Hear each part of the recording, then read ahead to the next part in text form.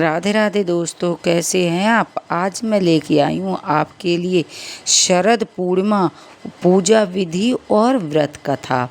शरद पूर्णिमा आश्विन माह की पूर्णिमा को कहा जाता है। पुराणों के अनुसार देवी लक्ष्मी इसी पूर्णिमा तिथि को समुद्र मंथन से उत्पन्न हुई थी। इसीलिए शरद पूर्णिमा की रात हिंदू धर्म में अपना विशेष महत्व माना जाता है। इसी रात में चंद्रमा अपनी 16 कलाओं से परिपूर्ण होकर आकाश में अमृत करता है और वैवश की देवी लक्ष्मी अपने पति श्रीहरि के साथ पृथ्वी लोक पर भ्रमण करने आती हैं। लक्ष्मी विष्णु के स्वागत की रात में को पूजा करें और शरद पूर्णिमा की कथा जानें। पूर्णिमा के व्रत का सनातन धर्म में बहुत ही महत्व है। हर महीने में पड़ने वाली पूर्णमासी तिथि पर व्रत रखने से भगवान विष्णु माँ लक्ष्मी की विशेष कृपा होती है। माँ लक्ष्मी अपने श्री हरि की इसी कृपा को प्राप्त करने के लिए एक साहूकार की 2 बेटियां हर पूर्णिमा का व्रत किया करती थीं। इन दोनों बेटियों में बड़ी बेटी पूर्णिमा का व्रत पूरे विधि विधान से किया करती थी और छोटी बेटी व्रत करती थी, लेकिन नियमों का आडंबर मानकर उन्हें अनदेखा किया करती थी।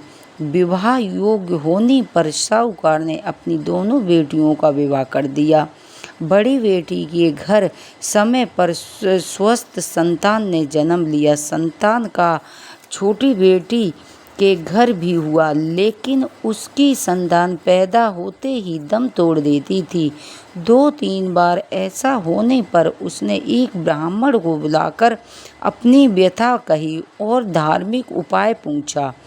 उनकी सारी बात सुनकर कुछ प्रश्न पूछने के बाद ब्राह्मण ने उससे कहा कि तुम पूर्णिमा का व्रत अधूरा करती हो, इस कारण तुम्हारा व्रत अफलित हो जाता है और तुम्हें अधूरे फल का दोष लगा है। ब्राह्मण की बात सुनकर छोटी बेटी ने पूर्णिमा का व्रत विधि विधान से करने का निर्णय किया, लेकिन पूर्णिमा आने से पहले ही उसने एक छोटे बेटे को जन्म दिया। जन्म लेते ही छोटे बेटे की मृत्यु हो गई। इस पर उसने अपने बेटे का शव एक छोटे पीढ़े पर रख दिया और ऊपर से एक कपड़ा इस तरह ढक दिया कि किसी को पता न चले। फिर उसने अपनी बड़ी बहन को बुलाया और बैठने के लिए वही पीढ़ा दे दिया, जिससे उसकी बड़ी बहन उस पीढ़े पर बैठने लगी। उसके लहंगे की किनारी बच्चे को छू गई और वह जीवित होकर तुरंत रोने लगा। इस पर बड़ी बहन पहले तो डर गई और फिर छोटी बहन पर क्रोध होकर उसे डांटने लगी कि क्या तुम मुझ पर बच्चे की हत्या का दोष का कलंक लगाना चाहती हो। मेरे बैठने से यह बच्चा मर जाता तो। इस पर छोटी बहन ने उत्तर दिया, यह बच्चा मरा हुआ तो पहले ही था दीदी, तुम्हारे तप और स्पर्श के कारण यह जीवित हो गया है। पूर्णिमा के दिन जो तुम व्रत और तप करती हो, उनके कारण तुम दिव्य तेज से परिपूर्ण पवित्र हो गई हो। अब मैं तुम्हें भी तुम्हारी ही तरह व्रत और पूजन किया करूँगी। इसके बाद तुमने पूर्णिमा का व्रत विधि पूर्ण किया और इस व्रत के महत्व और फल का पूरा नगर में प्रचार किया। जिस प्रकार माँ लक्ष्मी और श्री हरि ने साहूकार की बड़ी बेटी की कामना पूर्ण कर सौभाग्य प्रदान किया, वैसे ही हम पर कृपा करो। सुबह स्नान के बाद घर में मंदिर में सफाई का ध्यान दें और पूर्व माँ लक्ष्मी श्री हरि की पूजा करें। फिर गाय के दूध से चावल की खीर बना कर रख लें। लक्ष्मी और भगवान विष्णु की पूजा करने के लिए लाल कपड़ा या पीला कपड़ा चौकी पर बिछाकर माता लक्ष्मी और भगवान विष्णु की प्रतिमा इस पर स्थापित करें। तांबे अथवा मिट्टी के कलश पर ढकी हुई माँ लक्ष्मी की स्पर्श मूर्ति स्थापित कर सकते हैं। भगवान की प्रतिमा के सामने घी का दीपक जलाएं, धूप करें। इसके बाद गंगा जल से स्नान कराकर अक्षत और रोली का तिलक लगाएं। तिलक करने के बाद मीठे सफ़ेद या पीले फूलों से भोग लगाएं, मिठाइयों से भोग लगाएं। लाल या पीले पुष्प अर्पित करें। माता लक्ष्मी को गुलाब या फूल अर्पित विशेष फलदायक होता है। शाम के समय चंद्रमा निकलने पर मिट्टी के 100 दिए या अपनी सामर्थ्य अनुसार दिए गाय के शुद्ध घी से जलाएं।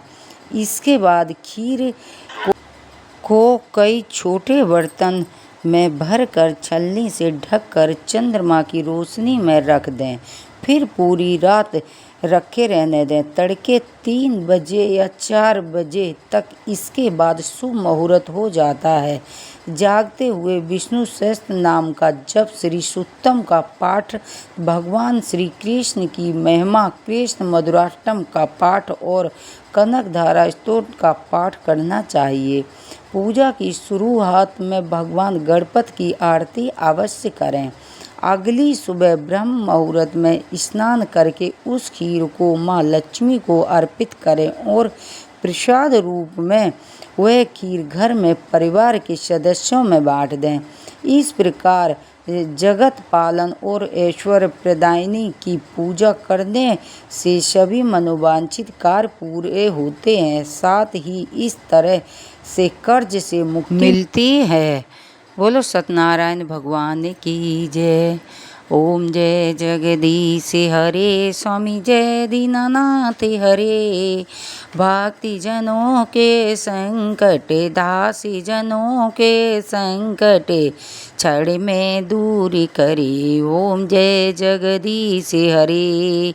जो ध्यावे फल पावे, दुख बिन से मन का, सुखी संपत्ति घर आवे, कष्ट मिटे तन का। ओम जय जगदीश हरे। माता पिता तुम मेरे, शरण गहूँ किसकी, तुम बिनि और न दूजा, प्रभु बिनि और न दूजा, आस करूं जिसकी। ओम जय जगदीश हरे।